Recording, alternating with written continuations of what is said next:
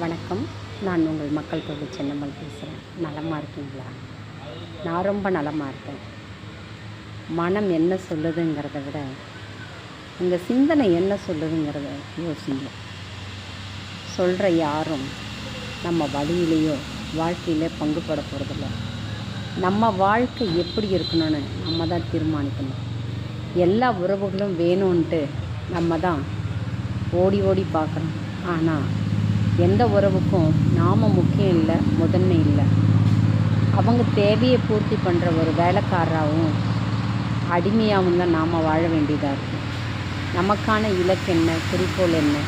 நீ என்ன தான் மிகப்பெரிய அறிவாளி, புத்திசாலினாலும் பெண்மைன்னும்போது பேருக்கு தான் போட்டுறாங்களே ஒழிய உள்ளுக்குள்ளார மிகப்பெரிய போராட்டமும் இழிவு சொல்லும் பழி சொல்லும் தான்.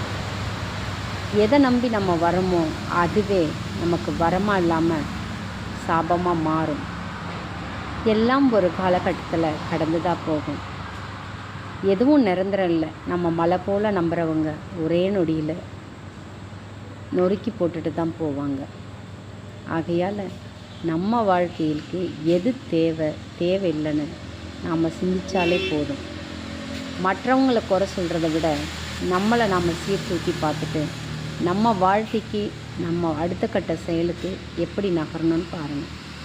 யாரும் கஷ்டப்படக்கூடாதுன்னு நாம் கஷ்டப்பட்டுகிட்டே தான் இருக்க வேண்டியது இருக்கும். ஆனால் நம்ம இலக்கு என்ன, நம்ம கொள்கை என்ன, நம்ம சிந்தனை என்னன்னு ஒவ்வொரு மனிதனுக்குள்ளார ஏக்கங்களும் இருக்கும், ஏமாற்றங்களும் இருக்கும், வலிகளும் இருக்கும், துயரங்களும் இருக்கும்.